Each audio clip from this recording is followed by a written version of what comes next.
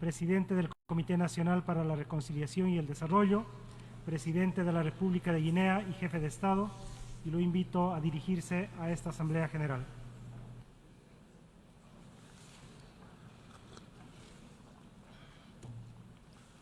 Monsieur le Président, Excellences, Mesdames et Messieurs les chefs de délégation, Monsieur le Secrétaire général,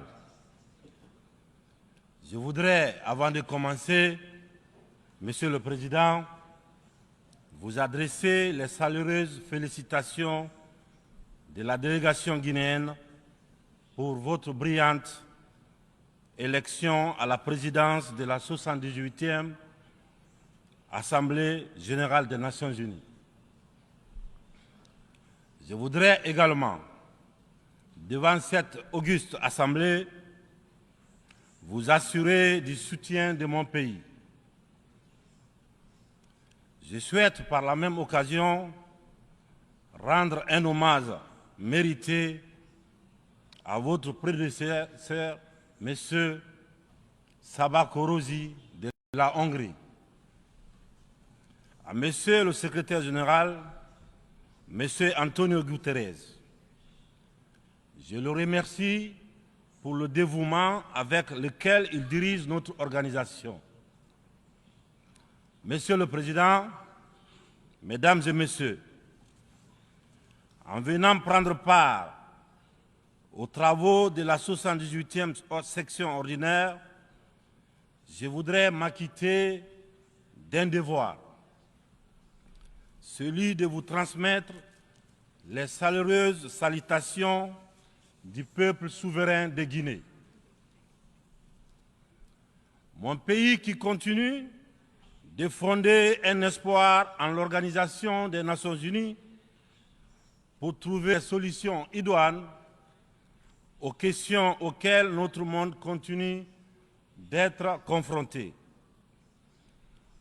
Dans ce cadre, Monsieur le Président, nous pensons que les fondamentaux qui ont sous-tendu à la création de notre organisation doivent s'adapter aux mutations profondes de notre société.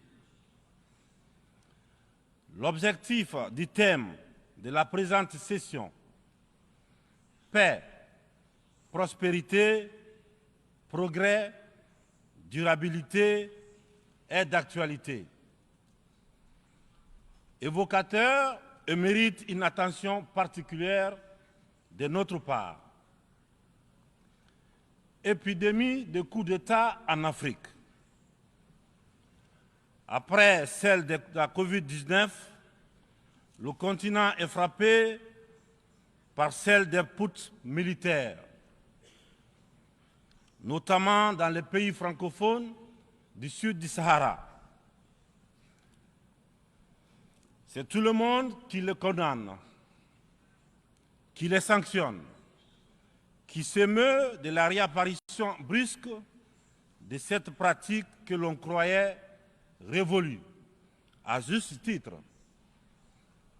Mais j'ai envie de dire que la communauté internationale doit avoir l'honnêteté et la correction de ne pas se contenter de dénoncer les seules conséquences, mais s'intéresser et de traiter les causes. Les coups d'État, s'ils se sont multipliés ces dernières années en Afrique, c'est bien parce qu'il y a des raisons très profondes. Et pour traiter le mal, mesdames et messieurs, il faut s'intéresser aux causes racines. Le putschiste n'est pas seulement celui qui prend les armes, qui renverse un régime. Je souhaite que l'on retienne que les vrais putschistes, les plus nombreux, qui ne font l'objet d'aucune condamnation, c'est aussi ceux qui manigancent, qui utilisent la fourberie, qui trichent pour manipuler les textes de la Constitution afin de se maintenir éternellement au pouvoir. C'est ceux en col blanc qui modifient les règles du jeu pendant la partie pour conserver les rênes du pouvoir. Voilà les putschistes les plus nombreux. Monsieur le Président, Mesdames et Messieurs, je fais partie de ceux qui, un matin, ont décidé de prendre nos responsabilités pour éviter à notre pays un chaos complet, une situation insurrectionnelle. Aucune force politique, toute complètement neutralisée à l'époque, n'avait ni le courage ni les moyens de mettre fin à l'imposture que nous vivions. La rectification institutionnelle à laquelle mes frères d'armes et moi avons pris nos responsabilités le 5 septembre 2021 n'était qu'une conséquence de cette situation de chaos qui avait fini par fissurer le tissu social et mettre à mal le vivre ensemble. Sans être exhaustif, nous pensons que les transitions qui sont en cours en Afrique sont dues à plusieurs facteurs parmi lesquels on peut citer les promesses non tenues, l'endormissement du peuple, le tripatouillage des constitutions par des dirigeants qui ont pour seul souci de se maintenir au pouvoir au détriment du bien-être collectif. Aujourd'hui, le peuple africain sont plus que jamais éveillés et décidés à prendre leur destin en main. La mauvaise répartition des richesses crée des inégalités sans fin. La famine, la misère qui rendent le quotidien de nos populations de plus en plus difficile. Ces inégalités font partie des causes des événements qui mettent en péril surtout le vivre ensemble. Quand les richesses d'un pays sont dans les mains d'une élite, alors que les nouveau-nés meurent dans les hôpitaux par manque de couveuses, il n'est pas surprenant que dans de telles conditions, nous assistons à des transitions pour répondre aux aspirations profondes du peuple. L'Afrique souffre, mesdames et messieurs. Elle souffre d'un modèle de gouvernance qui lui a été imposé. Un modèle certes bon et efficace pour l'Occident, qu'il a conçu au fil de son histoire, mais qui a du mal à passer et à s'adapter à notre réalité, à nos coutumes, à notre environnement. Hélas, j'aimerais dire que la grève n'a pas pris. Je sais que lorsque je dis cela, tout de suite, ils sont nombreux à se dire encore un bidas qui veut tordre le cou à la démocratie. Encore un soldat qui veut imposer sa dictature. Cependant, de façon très claire, sans hypocrisie, sans faux semblant, les jeux dans les jeux, nous sommes tous conscients que ce modèle de démocratie que vous nous avez si insidieusement et savamment imposé après le sommet de la Baule en France, presque de façon religieuse, il ne marche pas. Les différents indices économiques et sociaux sont là pour démontrer que ce n'est pas un jugement de valeur sur la démocratie en elle-même, croyez-moi, bien entendu, c'est un constat, c'est un bilan sur plusieurs décennies d'expérimentation chaotique de ces modèles dans notre environnement, une période où il n'a été question que des outils politiques, au détriment, bien sûr, au détriment de l'essentiel, qui est l'économie, la transformation de nos matières premières sur place. Permettez-moi de pousser l'exercice de vérité un peu plus loin. Avec ma courte mais intense expérience à la gestion d'un État, la Guinée, j'ai mieux mesuré à quel point ce modèle a surtout contribué à entretenir un système d'exploitation et de pillage de nos ressources par les autres, et une corruption très active de nos élites, des leaders nationaux à qui on a souvent accordé des certificats de démocrates. Et en fonction de leur docilité ou de leur aptitude à brader les ressources et les biens de leur peuple, ou encore de leur facilité à céder aux pseudo-recommandations et injonctions des grandes puissances. Je dois d'ailleurs, dans ce sens, confesser que tout ce à quoi je fais face dépasse l'imagination.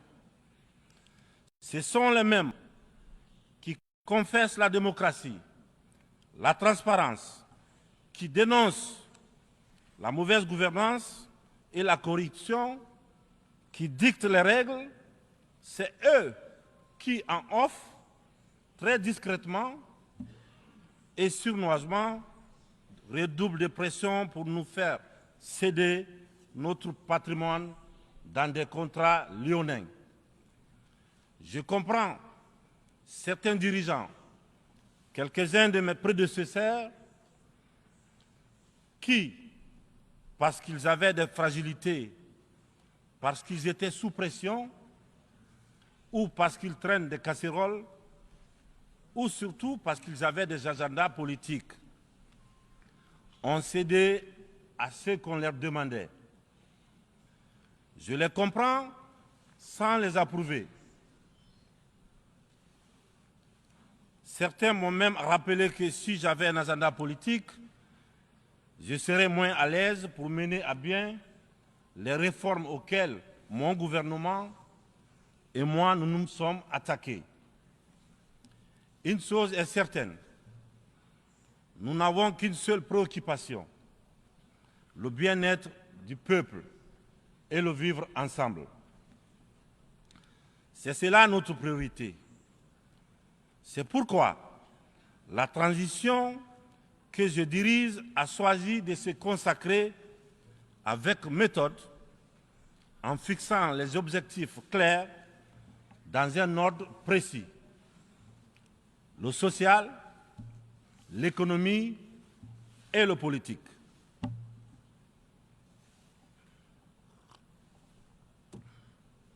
Monsieur le Président, Mesdames et Messieurs, mon uniforme, je l'ai mis au service de mon peuple. Je vous serai reconnaissant de respecter ce serment, de nous tenir à distance respectable des divisions, de toutes sortes que beaucoup essaient de nourrir dans nos pays.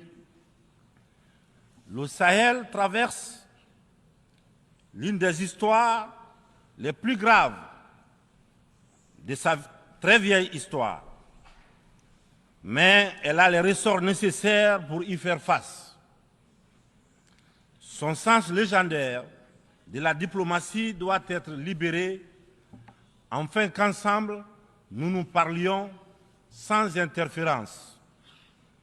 C'est pourquoi, et pour cela, que la CEDEAO dont la vocation était économique, doit cesser de se mêler de la politique et privilégier le dialogue.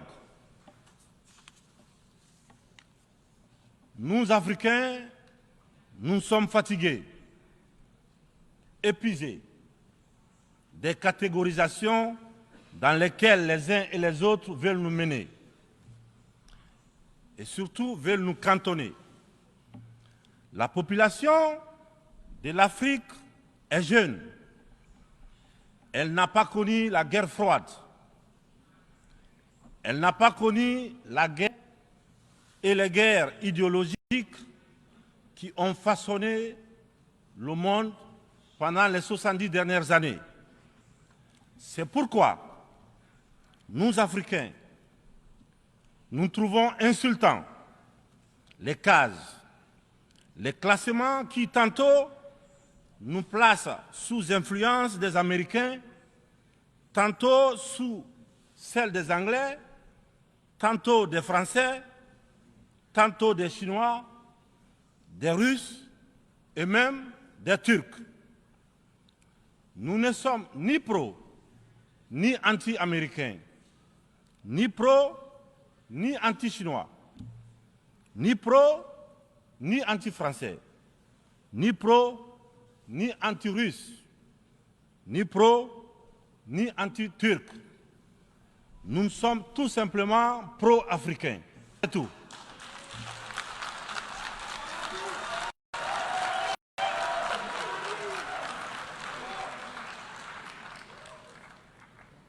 Nous mettre sous la coupe de telle ou telle puissance est une insulte, du mépris, du racisme vis-à-vis d'un continent de plus d'1,3 milliard de personnes. Il est important, dans cette prestigieuse et influente assemblée, que l'on comprenne clairement que l'Afrique de papa, la vieille Afrique, c'est terminé.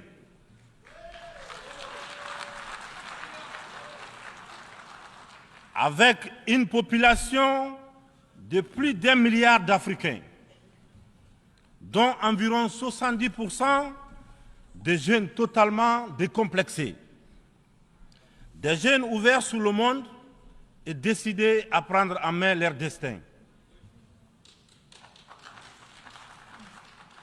Il est venu le moment de prendre conscience que les structures, les règles issues de la Seconde Guerre mondiale,